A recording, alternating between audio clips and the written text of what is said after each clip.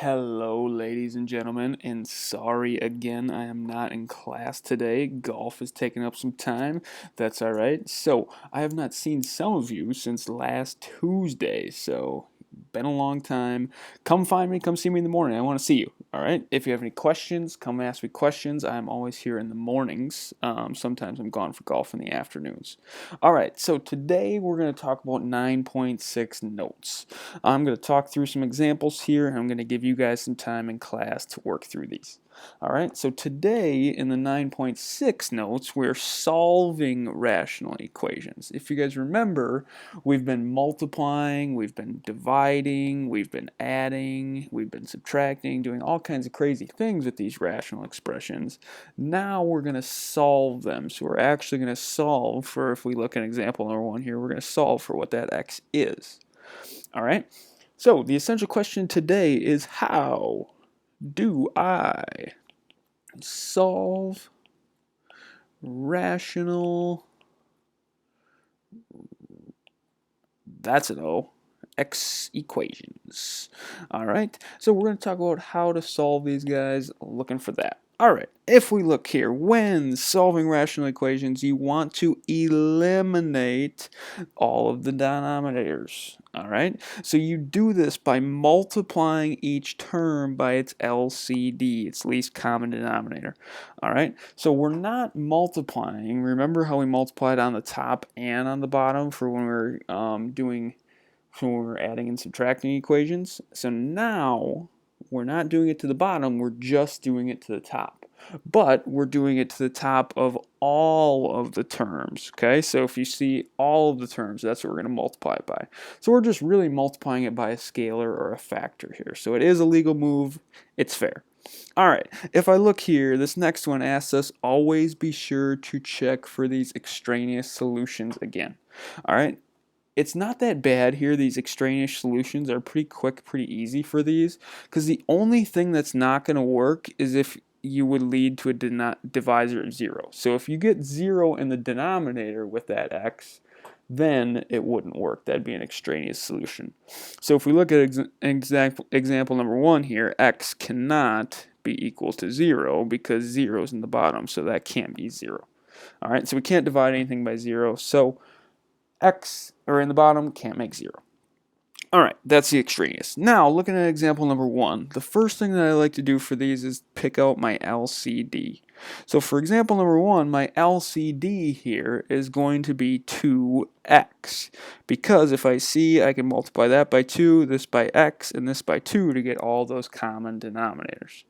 The thing here is that we're not going to multiply the bottoms by 2x. I'm going to multiply all of the tops by 2x. So I multiply the top, so I multiply that 3 by 2x, I'm going to multiply the 1 by 2x, and I'm going to multiply this 12 by 2x. Alright, so now I go through, here's the key thing. The reason why we multiplied this by 2x is because now I can look at that x on the top and the x on the bottom, and I can cancel them out. Alright, so now I'm still left on the top with 2 times 3, and then I can cross out in this next term, I have minus, and I can cross out these 2's. So now I'm just left with 1 times x. Here, over here with the 12 on the other side of the equal sign, I can cancel out those x's, and I'm left with 12 times 2. So most of the time you're not going to write this out for yourself, but here I just wrote it out because those are the only two things that I had left. So now if I look, I have 2 times 3, that gives me 6, minus x equals 24. Alright, if I solve this for x now, I can subtract 6, I get negative x equals 18, divide by that negative 1, so I get x equals negative 18. Alright, so that is my x.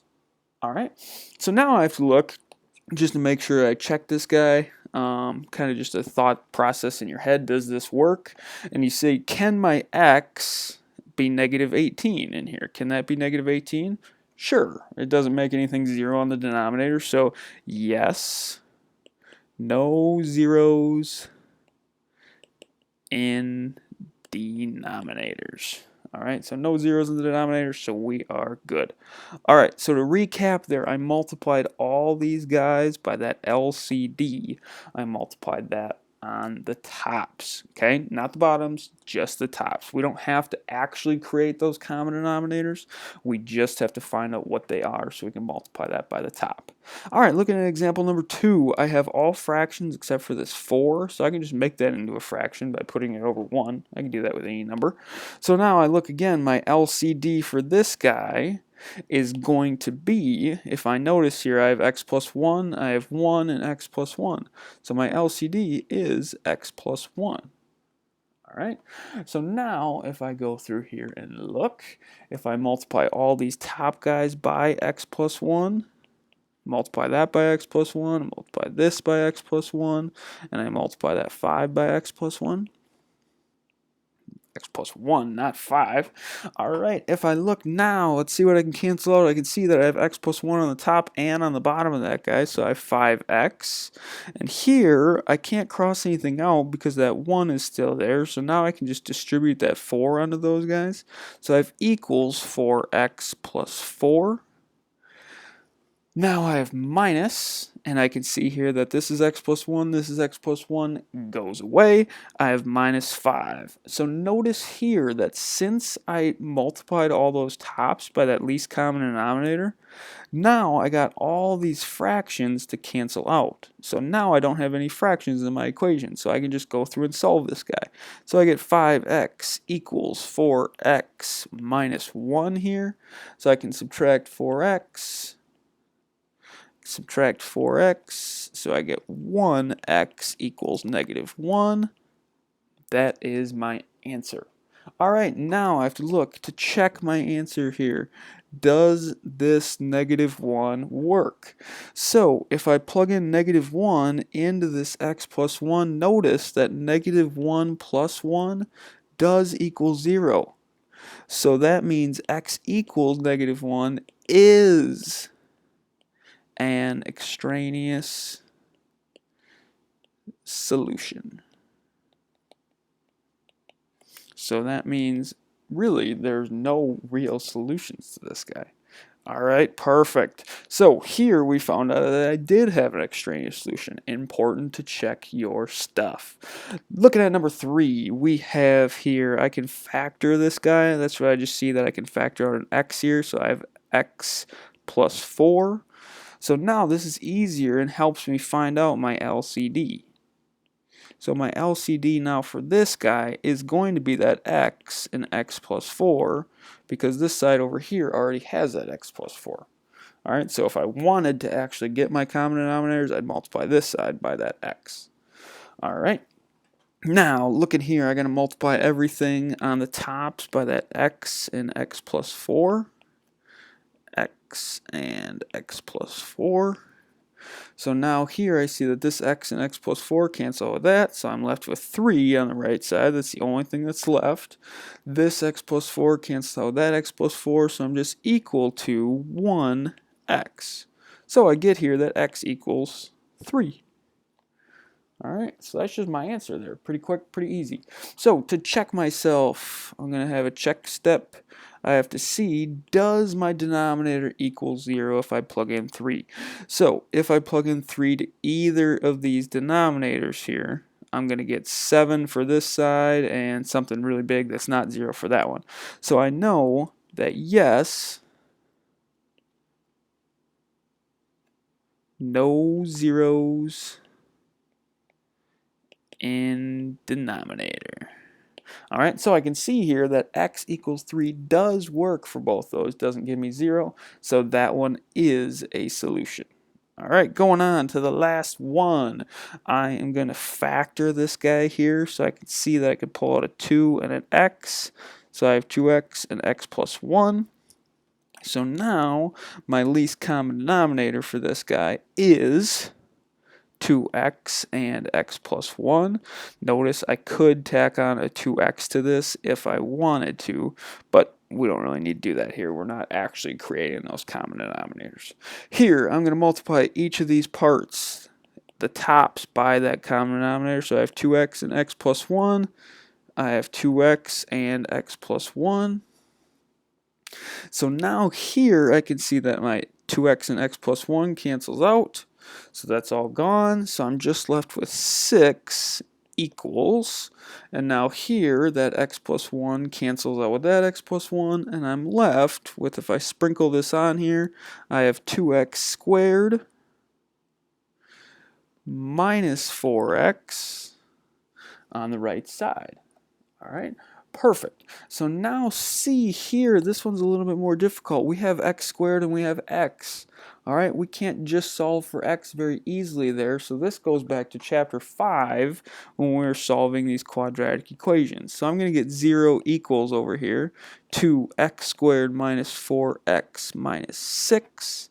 All right, so now I'm going to have to factor this guy. So if I look, I can factor out a 2, and I'm left with x squared minus 2x minus 3. All right, now I go through here and put this guy into the diamond. I can put that negative 3 on the top, that negative 2 on the bottom. I see that negative 3 and positive 1 go there. So I can see that now I have 0 equals 2x minus 3 and x plus 1. So this is kind of the tougher problem here, is that we have to solve for x. Now remember, if you remember back in chapter 5, I have to set each of these guys equal to 0. So I have x minus 3 equals 0 and x plus 1 equals 0. So I can see there I have x equals 3 and I have x equals negative 1.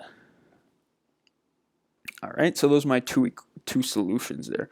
But now I have to check to see if both of those guys work. So if I check here, if I put in negative 1, if I put it in here, I have negative 1 plus 1 does equal 0. So that means negative 1 is an extraneous solution. All right, if I check negative 3, so that guy doesn't work. So now if I check negative 3, I can find out here that if I plug that guy in, I don't get 0. So yes, negative 3 works. All right, so negative 3 is my only solution here. Okay, so that fourth one, there is going to be a couple problems on your homework like this where you will have to solve this quadratic. So this, yes, is a skill that we haven't talked about for a little while, but it is a skill that you should know how to do. All right, so the main gist here, and this is what I'm going to write in the summary, is that in order to solve, so to solve rational equations,